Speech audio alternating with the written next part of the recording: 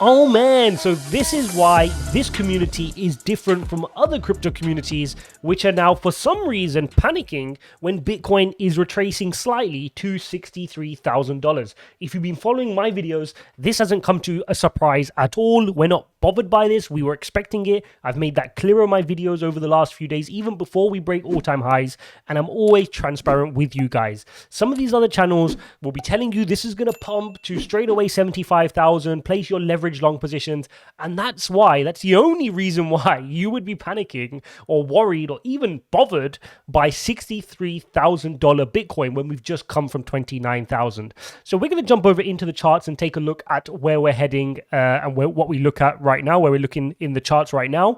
But that's the key here, guys. We are not looking for short-term pumps to place a 100x leverage trade. Those are the guys that are, they don't like the little dump we've seen. But let's come on over to this chart, which is the weekly chart, and there's nothing to be bothered, right? Strong weekly candle, strong weekly candle, strong weekly candle, strong weekly candle. 4 weeks in a row of really strong candles pushing us to all-time highs. Yes, we might not close the week at an all-time high, but we're not bothered. We just need to open up another green candle and keep pushing on the long-term time frame. Now, you guys know that I've been mentioning for a while that after we break all-time highs, we will get a slight retracement. And that's all we're seeing here. And if you watch my videos carefully, you'll remember I said this is actually really healthy, guys. For sustained run-ups, you will always hear me say this. I'll sound like a stuck record. I want to test previous resistance and turn it into support. Okay? Now, I want to take us on a little bit of a journey back, because when we look at where we came from on Bitcoin here, you can see when we ran up here in Feb, okay, we ran up 22nd Feb, sent back down, ran up again, March, sent back down, tried again, April, sent back down, tried again, later April, create our all-time high, and we never visited back. We tried to visit again, and we didn't, okay? We had this massive head and shoulders pattern, and we corrected to the downside. So by nature of this, we know very well that, let's bring out our, let's use a rectangle. And let's put this here. We know this level here is massive resistance. Okay, this is always going to be difficult, and we need to now understand that we need to be able to turn this, into support. So let's take this rectangle. Not that one. This is always messy on here. Right, take that rectangle, let's move it across, right? So we know this rectangle is a level that we want to come in from time to time and test it. We want to come into this box, we want to bounce off of it, and we want to build some confidence that we're not going to fall below it. This area needs to become our new floor on Bitcoin. Okay, so we need to have confidence that we can head into here. There's no concern. We know between this box, roughly speaking, between 57 and the 61, call it 62 range, we can head in there on Bitcoin. We know that we can hold that price. The bulls are always going to come in and push us higher because the floor and the value of Bitcoin is now set. Until we come in and test this, yes, we can keep pumping higher, but you're never going to have the confidence. You'll always have that what if moment in the back of your head, that what if all this massive run-up, which we've seen here, what if that came crashing back down, right? But when you've run up and you've come and consolidated in an area like this red box here, you've got confidence that now when we go to 75, when we go to 85 further up, we know that this level was always secure. The bulls protected it. The bears couldn't win at this level. So it's really important that we come and test that level of support, okay? Really important that we do that. So I'm going to continue emphasizing this because this is good for Bitcoin. This is healthy for Bitcoin. And I want to show you this on the daily chart because all we're doing is coming down and testing this box, right? Even if we come to test the bottom of this wedge here, absolutely fine. We've got our support line there in a faint green at 59. We've also got a level at 54. Okay, so either of these situations, if we correct down to any of these levels, I'm pretty confident, right? You've got this level here in this shaded green line. We've got this level here in 54. And then you've got the edge of your neckline, okay, the neckline of your cup and handle pattern at 52. So for me, any of these regions are perfectly fine for a retracement and a come to collect support point for BTC. So this is not worrying us at all. Now, let me head over for formalities to the 4-hour time frame for those more interested in a smaller time frame, because we still need to know where we're heading, and we'll still analyze on the short term. So you remember we entered this broadening wedge, and the wedge kind of started changing shape. We almost started heading slightly out of it, had a bit of a fake out, hovered around the top, created this red triangle, and that's what's finally gave us one breakout, consolidate, 2 breakouts, and we broke all-time highs. Ever since, we've actually entered a bearish pattern to the downside, showing us that we're heading down in a broadening wedge. Now, you can still break out to the upside on this, and you'd get a price target to the upside. We can show you the kind of move you could expect on the upside. So if you kind of got a breakout out of here, let's say over the next kind of 4-hourly set of candles, you could get to the top of the wedge here at 66, 67k Bitcoin. Okay, so on your short-term time frame, that's what we're looking at. Now, don't be surprised if we come and get a slight calling off into a different level. Okay, so let's get our brush. Why do I always lose my brush? There we go. So let's come and get happy to collect some support here and head higher. Like I said, even on the longer term time frame, I don't mind a bit of support here. That would coincide with your 200 EMA as well. Perfectly fine. Let's bring out our EMA ribbon as well. And you can see this is not an issue, guys. This is what I'm trying to tell everybody. On the 4-hourly chart, even on the 4-hourly, I'm not even going to go to the daily. On the 4-hourly chart, we are still bullish. All we've done is do what's healthy, which is after an extension from your EMA, you come down test, and then you head higher and you break the all-time high from previously. That's what we need to do here, okay? So we're looking good. Until we flip bearish on the 4-hourly, and then we look at the daily and we break bearish, then we can be like, okay, now we're heading for a good correction, okay? A good, healthy retracement down. Now, in this case, we're not. This is still part of the upwards trend. I mean, anybody who tells me this is a downwards trend, we're wrong, right? In this small wedge here, yes, we are forming this hourly pattern down, and hourly we have flipped bearish, okay? We flipped under the EMA ribbon, and so we're bearish now on the hourly chart, which is perfectly fine. Over the last set of hours, we've been heading to the downside, and we can see that, and the EMA ribbon is acting like resistance right now, which is making us suggest that we're going to head down into our red box, okay, and possibly test the bottom of the white wedge. So we need to be cognizant of that. Anybody in long positions, you need to be really, really careful, guys. I know these channels make it sound really easy. Put your long position, ride it to the price target. Right now, you're in a bearish pattern. So if you didn't take profits here at the top or somewhere along here, and you're still in your long positions, I mean, it's going to be difficult because we don't know how far we could be correcting down, right? So please be careful. This is not financial advice, but do what you think is right based on your experience of trading. But for me, we could be easily coming back down to test the bottom of this wedge. We can even be heading down to 54, guys, just to give us a reality check on where we're at. And I don't mind that on the long-term basis, okay? Just to remind us of where we're at on Bitcoin on the long-term basis. You guys know my cup and handle pattern is still suggesting, oh, let me bring that back. Yep. Our cup and handle pattern on the daily chart, which is what you can see here, is still not invalidated, right? We've broken out of this cup and handle and we're heading up. Now, it doesn't mean that you have to head up, you know, like a rocket straight up to meet your target. That's not how it works. Heading up, forming patterns is part of the process, and correcting and heading back up is perfectly fine. And so our target on the cup and handle pattern of 75 remains, and our cup and handle and our pattern for the bigger wedge still remains at 85. Okay, so 75 and 85 are the two targets. Those still remain. If I zoom out and show you this, we've still got a very, very clean breakout of this really big purple pattern. Let's show it to you like this. There you go. So you can see we've entered this continuation pattern. We've moved horizontally. We broke out. This is a very clean breakout, guys. So we can still be heading to our price target, albeit it may be with a bit of a correction down, head back up, correction down, head back up to our 85 target, right? So that's what we're expecting for Bitcoin over this long period of time. Like you can see, we headed on this uptrend, which is this white line I've got drawn here. That's another confluence point that we can come and correct. And if you look at where that trend line is displayed, let's try to zoom us in here. A correction back down to this trend line actually aligns with our resistance, our horizontal resistance at 54. This line I've got drawn here. So you can see that there. If we came down to test this support line, that coincides with this horizontal resistance we've got drawn across there. So, you know, these are the kind of things we could be expecting on Bitcoin. Let's be smart. Let's not be immature and just try to assume we're going to run straight to 75. That's not how things work. We are still in a very bullish situation. Look at the EMA ribbon here on the daily.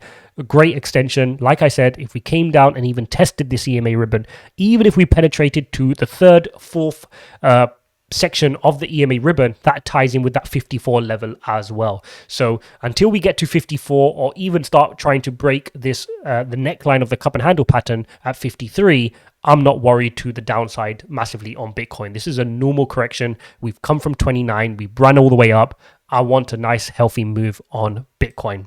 Okay. Right, I've rambled on really long there for Bitcoin, but also please don't forget on our Fibonacci extension, my price target for Bitcoin in the longer term sits at 87, which matches our 85 target, okay, which is swing low to swing high, and there's no reason we can't go and get that. That's giving you confluence on different timeframes. Also, let's spend a few minutes on Ethereum, because Ethereum has been creating this beautiful head and shoulders pattern, which we've been monitoring very closely, and as you can see from the breakout point and the retest, if you traded this to the top of the wick where it bounced off its all-time high, that was a 20% trade, guys, with no leverage. So that's nothing to be sniffed at, right? If you placed a 10k trade, that's 200, you would have made 2 grand, and vice versa, right? So if you're placing decent side trades without leverage, you could be doing really well here to the upside. And it was all plotted here. We showed you this unfolded in front of our eyes. This is not hindsight trading or technical analysis. We did this. We mentioned this head and shoulders before the right shoulder was created. We saw the breakout happened. I mentioned we could be getting a retest.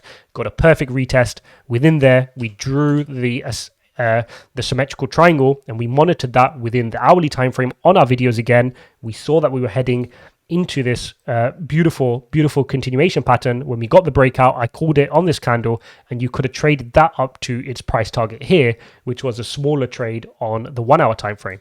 Now, please remember our longer term time frame.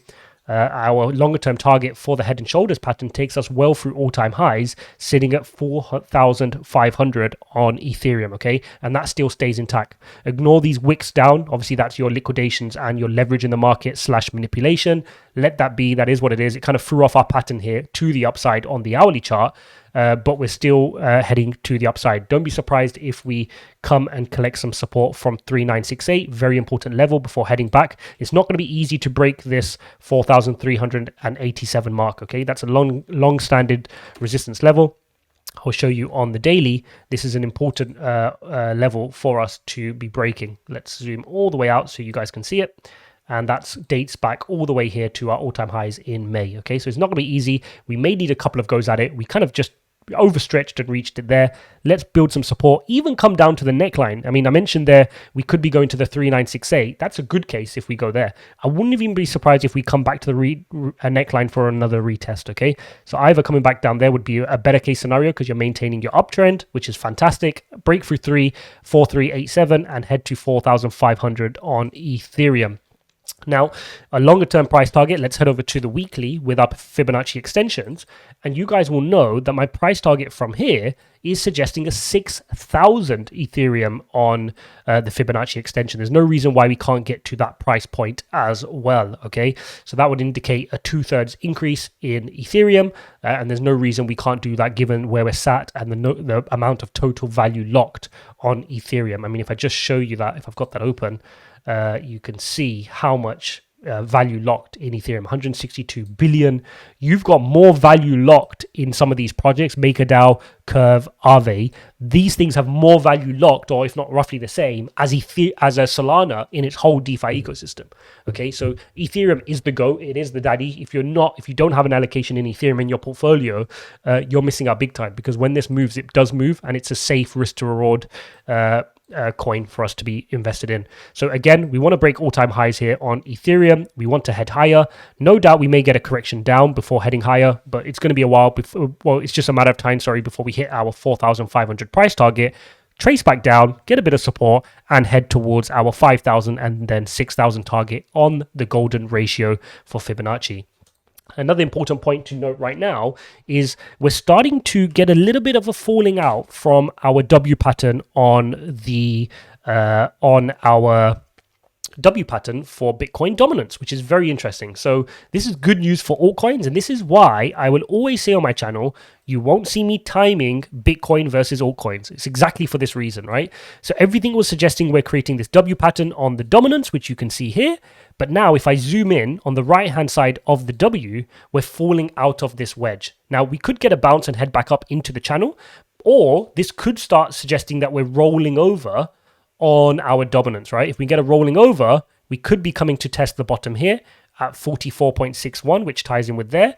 Alternatively, we could be rolling over even further down to 43.75, or even to the bottom of the wedge, guys, at 41.76. Now, if that happens over time, you're going to get a massive pump in altcoins as people will start to move across to altcoins because Bitcoin is retracing, right? So this is all a game of how much does Bitcoin retrace. And so if Bitcoin retraces, no doubt you're going to see the inexperienced traders moving across into altcoins. Now, if Bitcoin remains strong, bounces off one of the levels we've showed you earlier rather than later, so it doesn't retrace too far down, then people are going to carry on FOMOing into Bitcoin. Bitcoin dominance will recover. All coins will go sideways to flat, right? Flat, if not slightly down. If Bitcoin retraces deep and wants to go down to 54, 52 level and really test people's resolves, then we can see altcoins pumping because they've not had their pump yet. People will take their gains from Bitcoin and rotate across into altcoins. This is why I'm not timing it. This is why I've got my money positioned and have done during this whole process. And I've made that clear on these videos that I've put my funds into each of those and I'm letting them run. If Bitcoin wants to run, great. I'm happy in my position there. If altcoins want to run like they are today, I'm happy. And you can't time it, right? Today, Bitcoin's not doing much. Yesterday, it didn't do much. We've just retraced. But, 20% up on Solana yesterday. Solana's up another 7% today, 9% on your Luna, 6% on your Algorand, 4% on your BNB. You've got DOT up 6.5%, Link up 3%. You've even got Matic up 3%. You've got Theta up 10%, which is in my portfolio as well. Good to see Theta starting to move. I might cover that on our live stream. And so it's a good day for alts, right? But tomorrow might be a good day for Bitcoin. This afternoon might be a good good time for Bitcoin. So very difficult to time that market. We'll have to keep an eye on the Bitcoin dominance. But one interesting thing to note on the Bitcoin dominance is the dominance is falling, right? Which shows that altcoins are gaining strength v Bitcoin, but that's because the total 2 is increasing. Let me show you that very quickly, guys, before wrapping up. So you've got total 2, which is your market cap of all coins less Bitcoin, okay, excluding Bitcoin. So this shows, because this is on an uptrend, this shows that more money, new fiat money, is coming into altcoins. So the uplift in altcoins, which we're seeing, the green we're seeing in altcoins, doesn't necessarily relate to Bitcoin money moving over to altcoins. There is some of that going on when Bitcoin slows down, but right now what we're seeing is the market cap as a whole increasing. If we saw this sideways, if not coming down, which we, sideways, let's call it, but altcoins are still pumping, Bitcoin dominance is still going lower, then that suggests that money's rotating out of Bitcoin to altcoins. I know somebody in our Discord server was asking that question. I promised to cover that off on this video, so hopefully that covers that off. Comment below if it does.